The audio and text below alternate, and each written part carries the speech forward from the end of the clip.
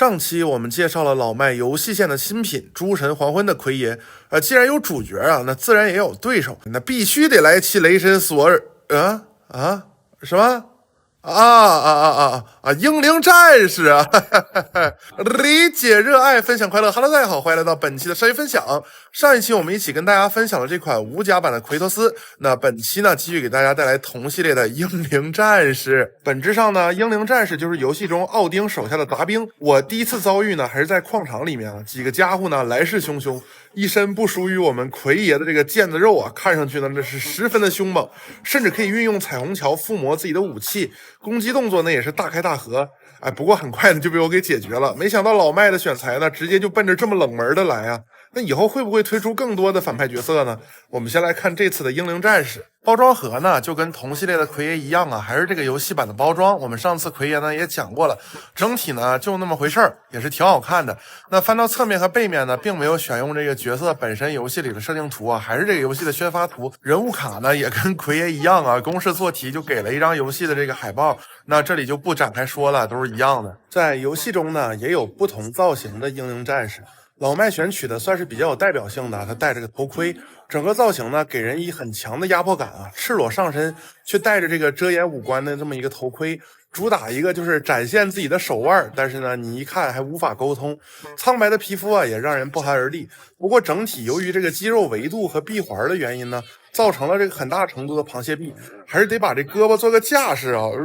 看上去才好一些。躯干方面相较于游戏中呢依然是感觉精瘦了一些啊。其实北欧系列的这些人呢，你都可以把他这个肚子稍微加壮实一点啊。玩具整体的比例呢还是可以跟我们上期的奎爷进行对比，它都是7寸的这个尺寸嘛。不过这种角色我觉得你直接去配6寸也没有什么违和感，毕竟游戏里呢它就是个小怪啊，你让它当个精英怪不好吗？甚至是搭配漫威的题材做个这种北欧风格的精英怪啊，也未尝不可。头雕的呈现呢算得上是本款产品的一个关键点了。它这个手法呢有点类似于月光光心慌慌里的迈克尔迈尔斯，戴着面具之后呢直接就用黑色去涂装啊，来凸显出这个面部轮廓的阴影。那两个眼睛呢是涂上了这种彩虹桥的颜色，光点和它散发出的微光在这个头盔的阴暗之处呢是比较有神的。而且整体这个头盔的铁的材质啊和这个皮革材质的处理呢，我感觉分色细节还有质感和建模上都是比较不错的。这个头雕我还是挺满意的吧。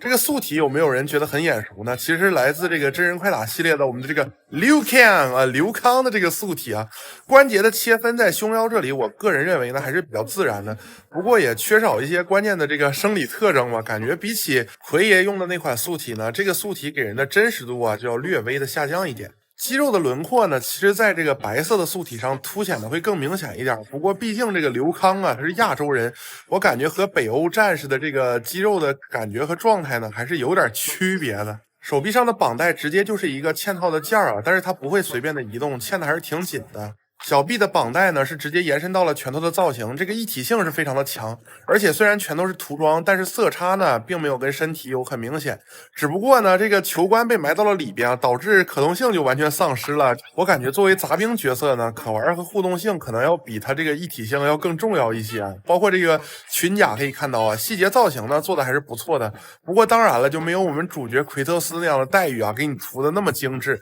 整体这个甲片的质感雕刻的还是不错的，包括这个皮具侧腰呢也有一定的涂装，但是整体来说呢还是比较的素啊。不过游戏里呢其实也差不多就是这个效果，如果能在甲片上用干扫呢去强调一下金属质感，我感觉就会好不少。腿部跟奎托斯是同模，不过游戏里呢确实也看不太清，就是能看到腿上有绑带，只不过把西甲给去掉了。整体造型呢还是挺好看的，不过完成度呢相较于同系列的奎托斯其实会略微低了一点。考虑到原著里人物的这个地位啊，这个待遇也是可以理解的，毕竟就算是游戏本身也不可能把这个杂兵做的比主角的建模更帅啊。可动性方面呢，头部它的抬头不太受干涉，左右摆头呢也还好，但是它整个低头的时候啊，会被它这个软胶稍微是阻碍到一点。胸腰部分就比较惊喜了，这个素体呢我确实是第一次玩啊，那这个竟然是有一个弯腰的，虽然可能这个幅度不是很大，但这确实是一个阻尼感非常正常的，而且是能配合姿势把玩的弯腰。当然了，还有这个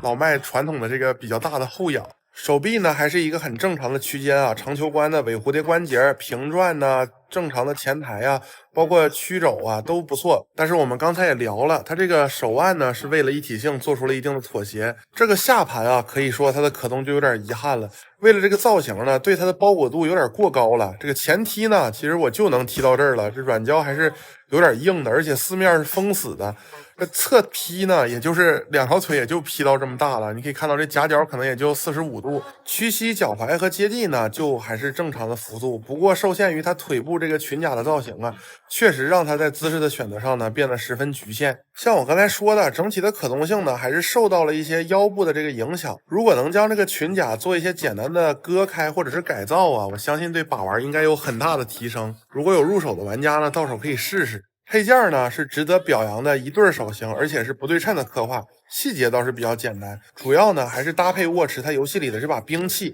兵器的金属质感和造型细节呢做的还是不错的，锐利程度相较于 DC 时期有所上升。不过这个配件呢因为有点长，所以也会出现有点弯啊。现在这个软胶的回弹度呢比以前呢感觉是要强了不少啊，你稍微一掰呢就能给它扳回来。还有一个祖传的小地台，这个就没什么可说的了。总的来说呢，这款英灵战士确实是选材比较的犀利，像面雕啊、头盔啊，还是有一定的这个想法的。这个角色整体的造型呢，我个人也是觉得还挺酷的。但是这个下盘对于它的把玩影响呢，确实是比较的大。本身题材呢，也就指向于这个系列的核心粉丝啊，基本上可以视作是一个大型配件包。如果你买了奎爷，或者想给你手边的其他角色做一种这个北欧杂兵的搭配啊，就可以选择入手。OK， 喜欢我的内容就请点赞、收藏、加关注，你的支持是我更新最大的动力。理解热爱，分享快乐，我是鲨鱼，我们下期不见不散，拜拜。